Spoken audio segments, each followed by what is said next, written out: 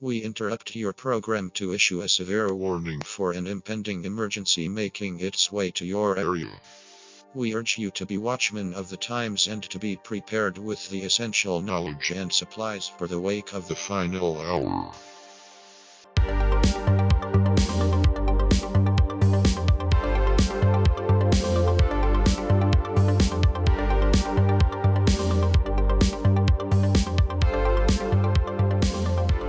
Welcome to the Final Hour podcast, coming to you from the original Living Word Christian Center out of Minneapolis, Minnesota. We have Lonaiah Farrell, myself, Jim Hammond, our producer, Dee Schrader over there. Yep. And Big Johnny Gap is still on, what do they call that again? Paternity leave. Yes, I did. Yeah, paternity leave. And so we miss him and we wish him the best. Not sure if he's back next week or the week after, but, we'll be glad when he is back. Yes, we will be. And so, once we get going, we're going to give you some news that's not in the news. But before once we do the news that's not in the news, I want you to stay tuned because later in this episode, we want to talk about this asteroid that NASA says is going to hit the Earth on a Friday the 13th in April 2029, i.e., I believe it is the Wormwood in Revelation, which is part of the judgments of Revelation, and that this thing is coming. They have a date for it, and but we'll just to begin with. And Lonaiah, unless I forget, remember you've got the artificial intelligence article. I'm ready, Jim. But I want to give you some stuff on Russia and Syria. We're just running this week joint military drills along the Syrian border. Remember last week or a couple weeks ago, we said that Israel was running their biggest military exercises they had ever run. In a statement, Syria's defense minister announced that 2 Russian Su-35 fighter jets, 6 Syrian MiG-23s and MiG-29 aircraft simulated facing hostile warplanes and drones. The Syrian pilots engaged with the enemy in the exercise while the Russian warplanes afforded them cover. This is an imaginary enemy they're engaging with. The drill came just hours after an airstrike hit the southern border of, once again, Damascus, and an attack the Assyrians attributed to Israel. Syrian state TV quoted an unnamed military official saying the air defense systems were activated in the capital against hostile targets, and most Israeli missiles were shot down. Now, remember, in February, Russia deployed MiG-31K fighter jets with hypersonic missiles and long-range Tu-22M strategic bombers to its air base in Syria. All right, so they're loading up their air force there. And until now, Israel has carried out airstrikes against Iranian and Hezbollah military targets in and around Damascus with Russia's permission, which maintains the Russians have sophisticated high anti-aircraft systems that control the skies over Syria. But the Israeli government has been forced to play a dangerous balancing act in its involvement in the Ukraine, weighing its relations with Russia. Remember, as we reported also a couple weeks ago, the situation came to an head when Russian forces opened fire on the Israeli jets with advanced S-300 anti-aircraft missiles. So this thing is all ramping up. You have the Russians and Syrians running exercises on the Golan Heights. There, that little buffer zone between the Israelis and the Syrians. Actually, the Israelis own it. They took it back in 1967. And so, also one more thing, the Hezbollah is building observation posts. They're huge towers on the Lebanon border, and they're so they could observe what the Israelis are doing, and they're saying it's all under the guise of environmental protection. Of course. And so there's a lot. Things are just heading forward over there. And interesting. And what is it you have on this artificial intelligence? Okay, Very interesting. This is very interesting. So I don't know how many of you out there have been following this, but I was scrolling through my Instagram the other day and I saw a picture of like a cardinal. It was on the New York Post, and I'm like, this is kind of weird. So I read it, and this is what the newspapers are saying. Well, this is the New York Post article that I read. Artificial intelligence spotted inventing its own creepy language. Okay, so the New York Post is saying the system has one strange behavior. It started writing its own language of random arrangements of letters, and researchers don't know why.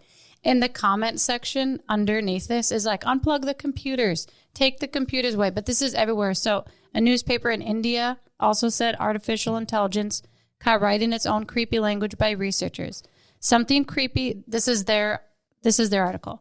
Something creepy recently happened in the world of technology after an artificial intelligence program reached the pinnacle of independence by writing its own language. Okay, so then this is the Sun.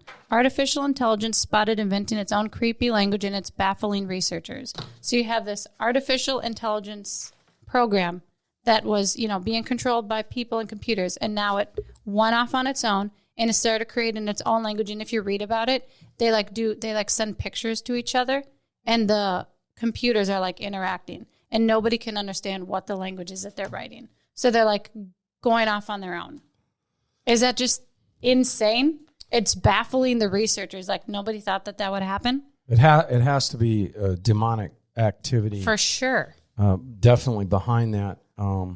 That's we're progressing here. Yes, we are progressing. It's progressing, and I just want to talk to you about the Book of Revelation. In Revelation, the Book of Revelation, there are 21 primary judgments. Last week, there's more than 21 judgments, but there's 21 primary ones. Last week, we opened with the first 5 of the 7 seal judgments, and we left off on the 6th judgment seal, which can be found in Revelation chapter 6, 12 through 17. And beheld, when I had opened the 6th seal, and lo, there was a great earthquake, and the sun became black as sackcloth of hair, and the moon became as blood. The stars of heaven fell unto the earth, even as a fig tree casteth her untimely figs when she is shaken by a mighty wind. And the heaven departed as a scroll when it is rolled together, and every mountain and island were moved out of their places. And the kings of the earth, and great men, and the rich men, and the chief captains, and the mighty men, and every bondman, every freeman hid themselves in the dens and in the rocks of the mountains, and said to the mountains and rocks, fall on us and hide us from the face of him that sitteth on the throne, from the wrath of the Lamb. And so, for the great day of his wrath is come. Who shall be able to stand? And so, we're basically, you have a huge earthquake. The sun turns black. The moon turns red. And the Bible says the stars of heaven fall like figs. That's in verse 13. Fall like figs of Revelation. And so these people are understanding then that there is a God, right? Because they're asking for whoever is doing this to crush them with the rocks, right? So then they understand that because this is in the rapture, after the rapture happened. Yeah. So this is the tribulation. So these people understand that there's a higher being, and they're still not, going that way. It sounds like it says they hid themselves in the dens and in the rocks of the mountains. So they're trying to hide, right? Right. And they said to the mountains and rocks, basically hide us from the face of him that sitteth on the throne. So that's interesting. Yeah. So they understand that there's a God, but they're still trying to hide from him. I don't know. When an asteroid hits the Earth, it's not necessarily, it doesn't come down like we picture it, as in one big rock. But when it gets into a certain depth into the atmosphere, pieces of it start falling off of it, and it lands everywhere. in waves over large swaths of land. And it says that every mountain and island are moved out of their places. It says this earthquake causes every king and the falling debris from the asteroid on earth, every man to hide themselves. And this is what the Bible, it's calling stars. I believe it's an asteroid and pieces of that asteroid hitting the earth. And the seventh seal is Revelation 8:1, where at the breaking open of the seventh seal, there is complete silence in the planet heaven for 30 minutes. All right? And so listen how the seals are connected with the trumpet judgments, because it's almost like the seventh seal, you have silence in heaven, is a door opening to the trumpet judgments. Because watch what happens. We go to Revelation 8:1. And when we opened the seventh seal, there was silence in heaven about the space of a half hour. And I saw the seven angels which stood before God, and to them were given seven trumpets. And another angel came and stood at the altar, having a golden censer, and there was given unto him much incense, that he should offer it with the prayers of all saints upon the golden altar which was before the throne. And the smoke of the incense, which came with the prayers of the saints, ascended up before God out of the angel's hand. The angel took the censer, filled it with fire of the altar, cast it into earth, and there were voices and thunderings and lightnings and an earthquake. The seven angels, which had the seven trumpets, prepared themselves to sound. Crazy. So in essence, at the end of the seal judgments, we go straight after the seventh seal is almost like an introduction to the trumpet judgments. And so it seems to be the door opening for the trumpet judgments, where there's 30 minutes of silence in heaven. Which is so interesting. Yes, and so we know with the opening of the tribulation, as we talked about last week, the first seal is opened with the Antichrist. The Antichrist being revealed is the first seal. So we know that these seals don't necessarily happen, these judgment seals, in the last 3.5 years, like a lot of scholars teach. I don't know if these judgments are spread out over every 6 months. You get a new seal. No one really knows the timeline on how much separates the seal judgments from one judgment to another. I have one question. Okay. Do you know the two witnesses that are here? Yes. Do you feel like maybe when they die, that's when the silence in heaven is? Wow. Or it could be. That's a great point. Right? When they die, that is a really good point. If, because they die right at about 3.5 years. Right. They die right before the abomination of desolation, right? Which allows the Antichrist to walk in to the temple, right? And desecrate it. Abomination of desecration, desolation, desolated. Yeah. Yes. So that's a second question that you've just stumped me with today. So keep them coming. I don't know that's. I'm just asking. Well, it really makes you think. That would be interesting. I remember how Jesus stood up on his throne when Stephen died. Oh. When he was stoned. He was stoned to death, and the Bible says Jesus stood up kind of in honor of him. So interesting. So you've got 7 seal judgments, 7 trumpet judgments, and 7 bowl judgments, BOWL, in the book. Maybe it's BOLE. I don't know. No, it's BOWL. BOWL in the book of Revelation. And going along with numerous other judgments, but in my opinion, these are the main ones, these 21 judgments. And I'm of the opinion, and people, there's a lot of people out there that refute this, that these judgments, the first 5 seals especially, all happen within the first 3.5 years of the tribulation.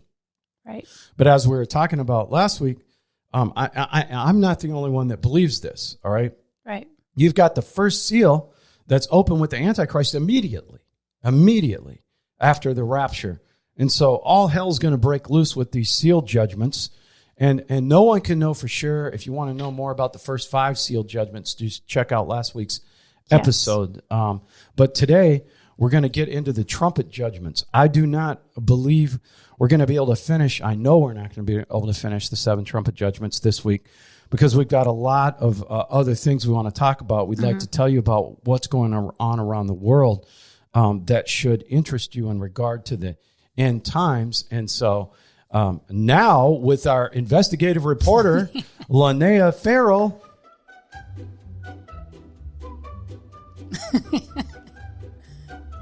That's news great. that's not in the news. Wow. Okay. Go ahead. Makes me think of high school when you have to do like a video for class and you have to do like a news story. That's kind of how that felt right there. Yeah, like we're in high school? Yeah, it was like my dream to be an investigative reporter. Well, that's what you are. Okay. So I don't know if anybody has been paying attention or seen, but on the news lately, there has been, I would say, more attacks against Christians than I've heard in a couple years, right? So you have on, let's see, MSNBC, it says, this was an article written, Why Christian Nationalism is Suddenly at the Forefront. As the conservative movement continues its embrace of religious extremism, media outlets are taking note. And I just want to make a point about this.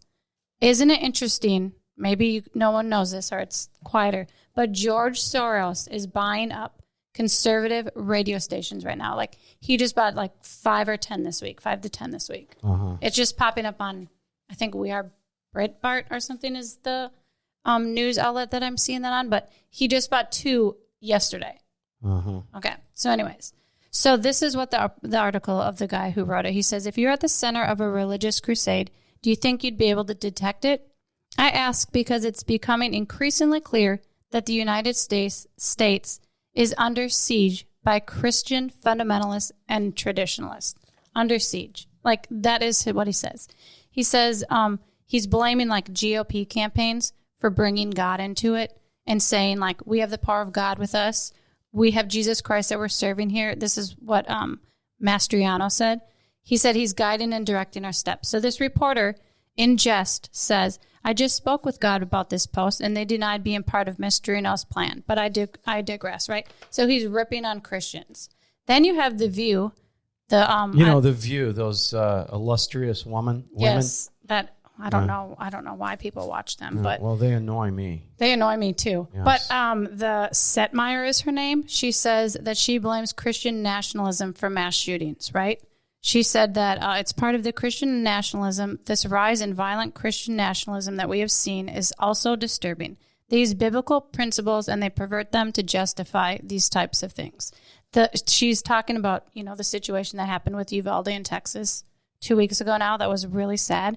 But she's like, it's God, guns, and Trump in Texas. And I just want to say, I'm part of a group chat with probably 20 women from Texas. And that is not how they talk, right? It's not all about God, gun, and Trumps. But, okay, anyways. But let's not forget that in 2021, MSNBC compared Christians to the Taliban. So obviously they're slamming Christians, slamming our faith, and they're coming against it, right? They're trying to debunk what we believe in and how, and they're twisting it. And people are listening to that, and now they're turning against Christians, saying, yeah, we're blaming Christian because, the Roe versus Wade thing is a really big deal right now. You just had Justice Kavanaugh. You had someone, try to go to his house yesterday and kill him, right? The guy showed up and the police came, but they're attacking Christians. They're attacking conservatives. They're attacking the, people who believe on the, what's it called? The Supreme Court justices. They're attacking those people who have faith in God, right? And who use that as a basis for truth in their life, right? So that's what's happening. And we're going to see this continue to ramp up. Yeah. And that's what I was a number of months ago, I remember seeing this about 3 weeks in a row in church where there is going to be a time where you have to go one way or the other. Mm-hmm. You have to either stand up, right? Right. Or deny it or hide it. And so hide the fact of what your beliefs. I don't think this is going away. No. I think this is going to get more prevalent as we get closer to the rapture. Right. And I was just watching an interview that this Matt Walsh guy did about like, what is a woman? And he was just asking this guy, what is truth? What is truth? And the professor was getting so bothered with the fact that he kept saying, but what is truth? What is the truth? What? And he was like, you're walking on thin ice. I'm going to have to let you go. So it's not even based on truth anymore. It's about your feelings and how you feel and how you push the narrative one way or the other way.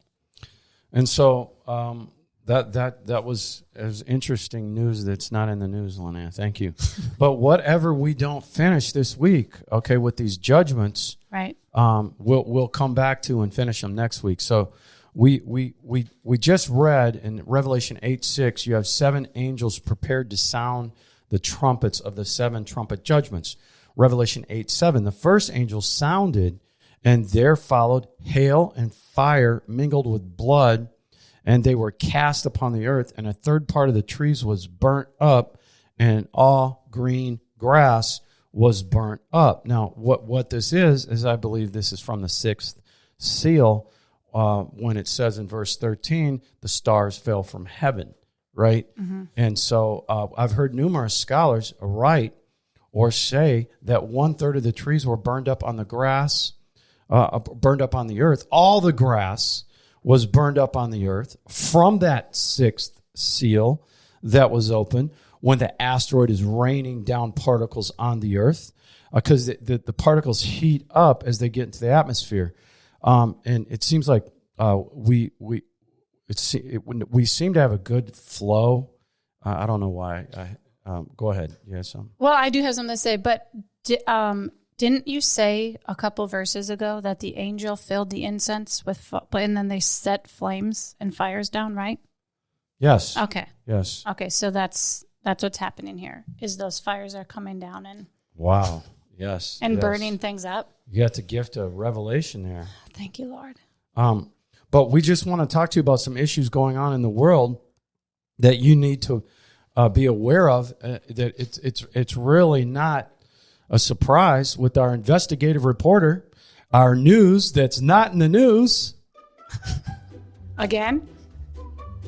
Oh, is this the Smart Cities, Green Cities? Probably. Yes. Okay.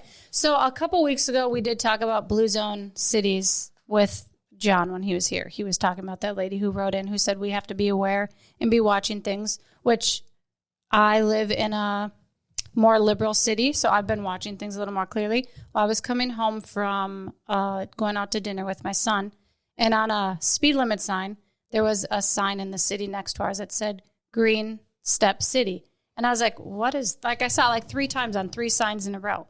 So I was like, that's really interesting. Like I've never seen that before. I've lived here for 7 years. And GreenStep City. GreenStep City. Coming to a city near you. Yes, there's actually 156 cities in Minnesota that are GreenStep cities. And it just like came in, and that's the first I heard about it, right? Was on the sign.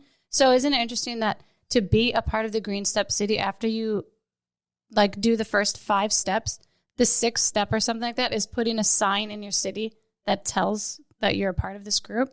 Okay. But basically what it's doing is it wants you to go green. Okay. Isn't that interesting? Go green. So becoming more sustainable and resilient. So they're going to track you. Like, I don't know if you guys have been paying attention, but on like your Centerpoint energy bill for maybe the last 3 years, you've gotten like what your neighbors use, what you use. And I thought, why are they tracking my energy? I don't know. At first I was like, oh, that's cool. And then I was like, kind of started to get weird by it. Like, I don't care. Like, it is what it is. But anyways, so they track you, right? They track it and they put it into the system. And depending on how your city is, they allow, this is interesting, they allow your city councils, which that's why you have to pay attention to who is in your city councils. They have total control and choice of how to implement best practices for you and your city. So like total control, that's what it says. That caught me off guard, right? So you have these GreenStep cities that just start slowly by this is how they do it. They just slowly infiltrate in. And then you become, they're trying to push the blue zone cities. So this is the first step to that.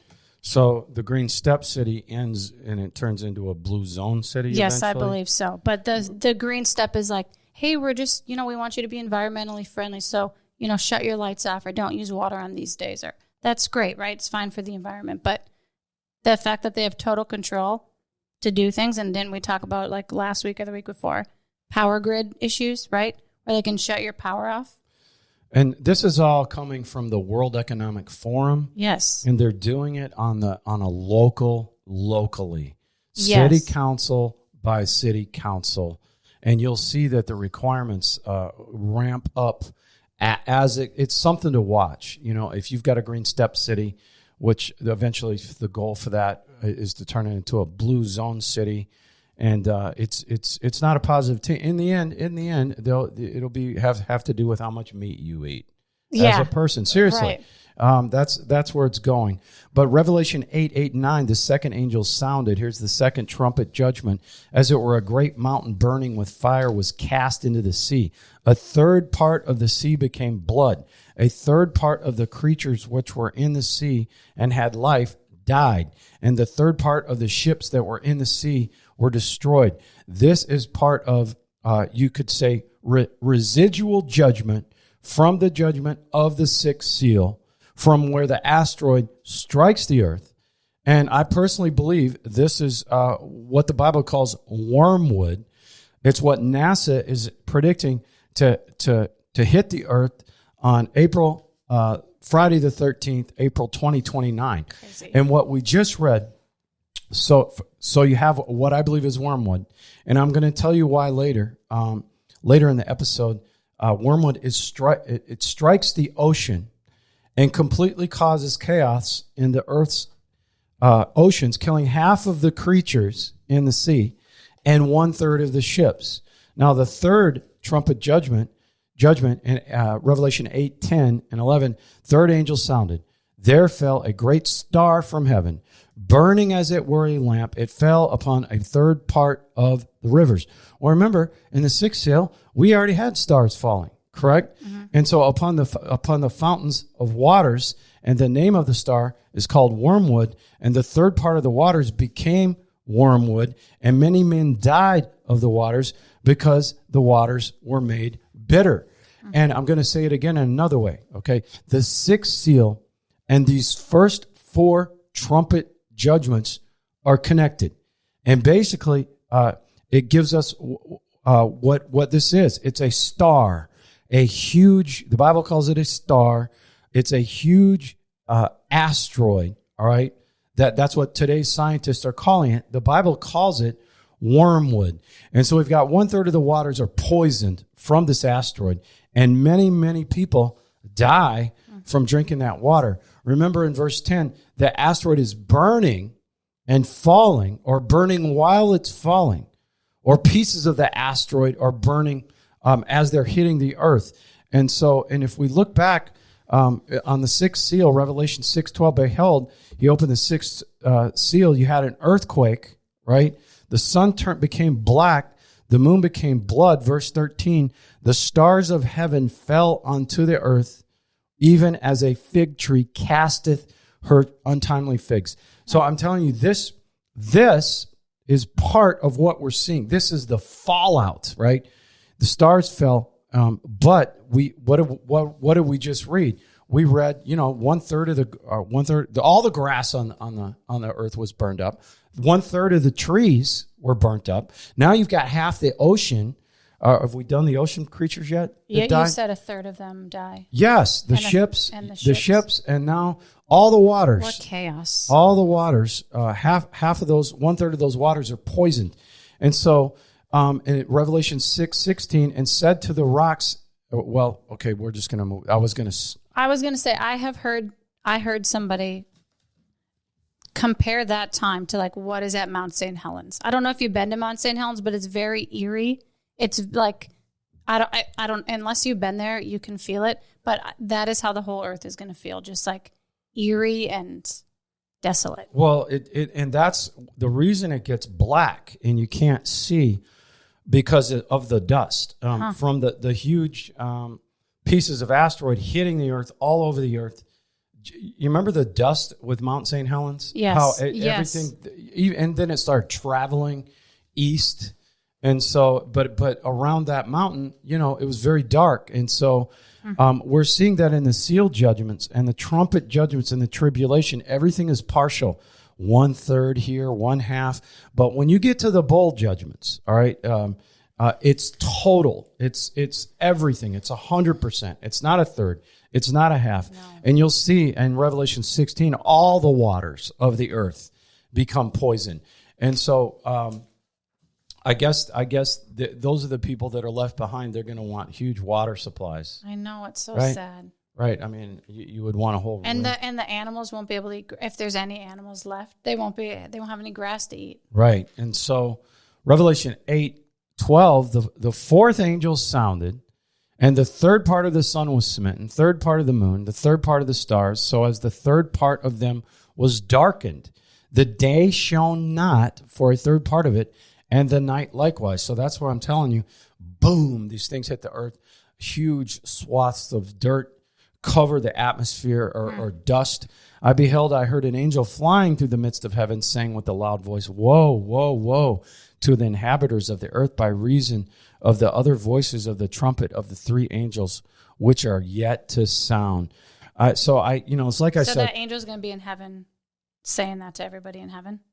Let's read it. He's flying through the midst of heaven. Okay. He's flying through the midst of heaven. So then not everybody in heaven is watching what's happening on the earth, right? Well, Maybe? I mean, no, because we'll be at the marriage supper of the Lamb, and I'm going to be at the nacho table. I'll be at the dessert table. Okay, I'm not gonna be watching. I'm not. No, that would be really hard to watch. Right, and so the amount of dust in the atmosphere, and as this asteroid gets closer to the Earth, it heats up to the point where it fries all the grass, burns down 1/3 of the trees, poisons 1/3 of the water. I believe wormwood is a combination of the sixth seal opening, and from that sixth seal, it says stars were falling. Mm-hmm. You've got the first four trumpet judgments, which are in essence what that star wormwood does to the earth, the destructiveness that lays waste under the earth. And before we get into NASA and how they affirmed that the asteroid is going to hit the earth in April of 2029, and then, then they walked the statement back, feeling as if it would cause major panic. Mm-hmm. But other scientists have proven otherwise. NASA isn't the say-all, end-all of space study. Now, with that, it's time for our investigative reporter, Lonaiah Farrell, with news that's not in the news. Oh, okay, well... I'll talk about the World Economic Forum, people, since we were just talking about how there's going to be no grass and how there won't be any animals to eat the food. And isn't it interesting that you had last week, or maybe it was 2 weeks ago at the World Economic Forum, you had Klaus Schwab telling people that they should start to learn to eat mushrooms and fungi as a meat source. And in the UK, for next year when they start school, in 4 districts in Wales, they're going to start feeding the kids crickets and mealworms to ages kids 5 through 11 in 4 primary schools. Can you imagine having to eat that? That's like a dare. Like, a dare. I would never eat that. I'd rather starve than eat that. Well, I would cry. Anyways, wow. Yeah. Wow. This took you off guard, this news that's not in the news segment?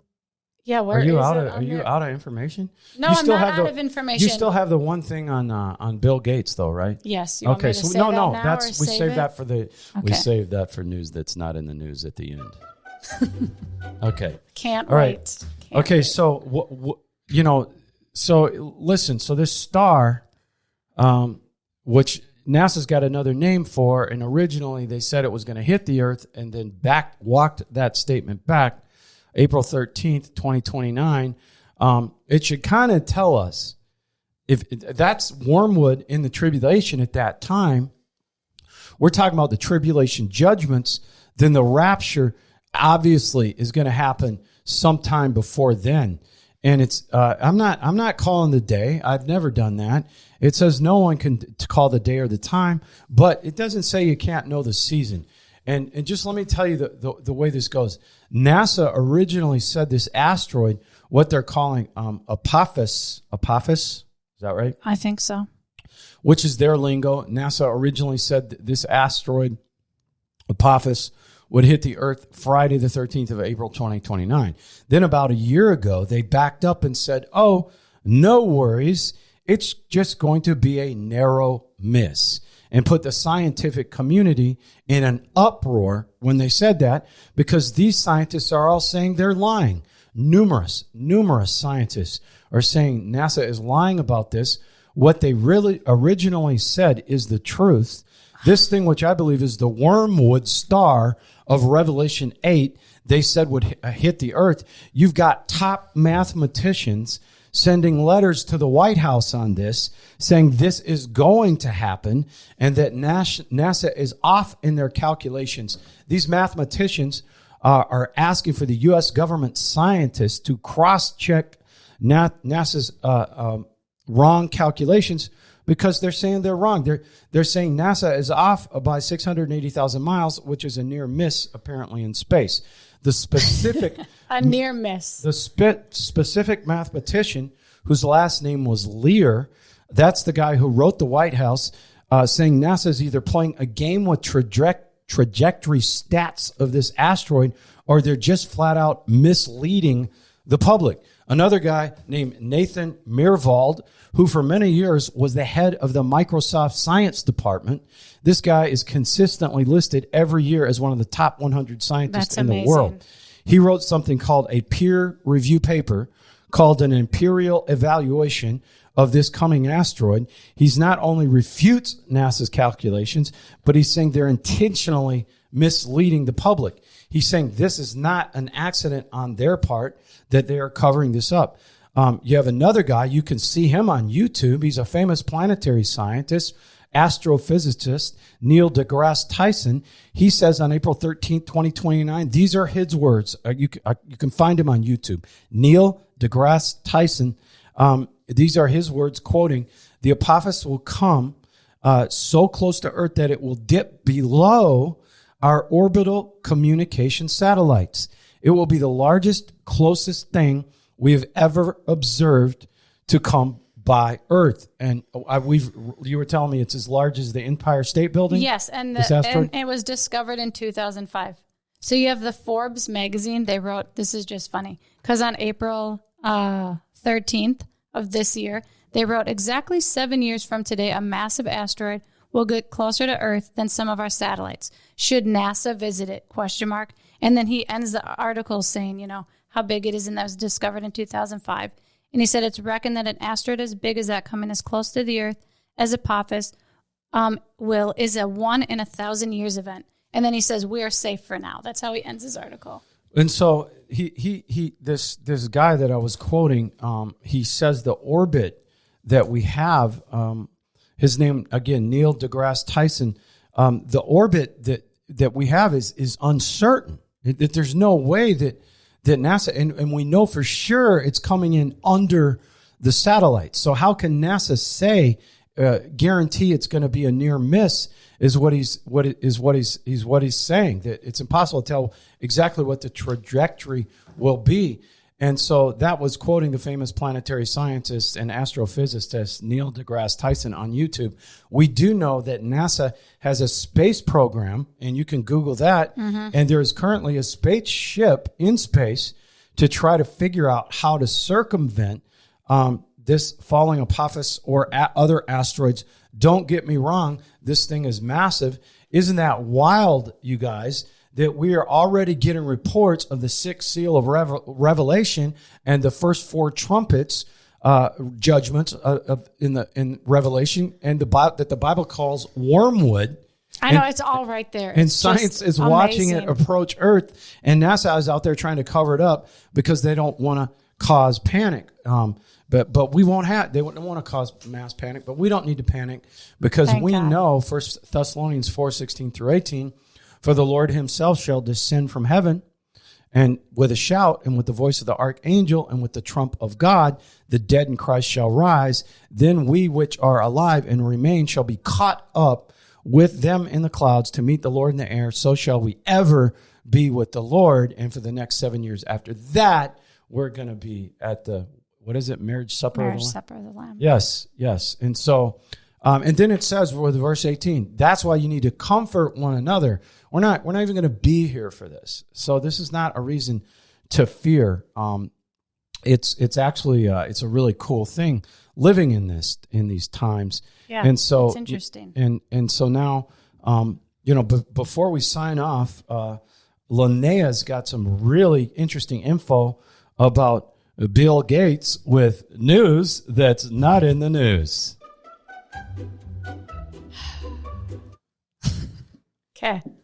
Okay. So again, reporting from Davos 2 weeks ago, Bill Gates he did a panel there, and he was talking about how the next pandemic is coming and how we need to be prepared for it, right? And then, isn't that interesting? And he wrote a book, How to Deal with the Next Pandemic. Bill Gates, the Microsoft, or was he Microsoft?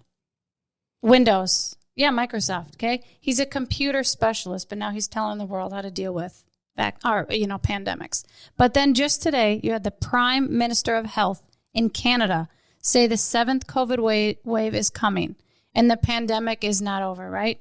It's not over. No, and we know that's coming. And when you've got Bill Gates, who, he feels as if he can tell us how to live, right? Right. He owns more farmland. He's the biggest owner of farmland. And the second is China. Yeah. In the United States. In the United States, by the way. And I guarantee he's not growing anything on that farmland because he doesn't want anything to grow, right? He's a big population, what's the word for population control? No, yeah, he doesn't want, he believes the numbers on Earth should be diminished.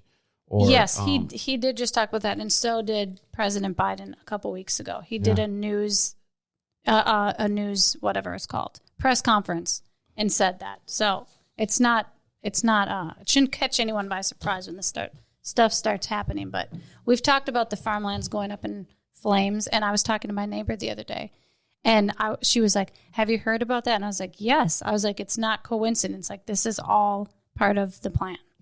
Did we mention 16 major food plants went up in flames? Yeah, but there's so many more than that. We did. Okay. That was last week. There's a lot more than that.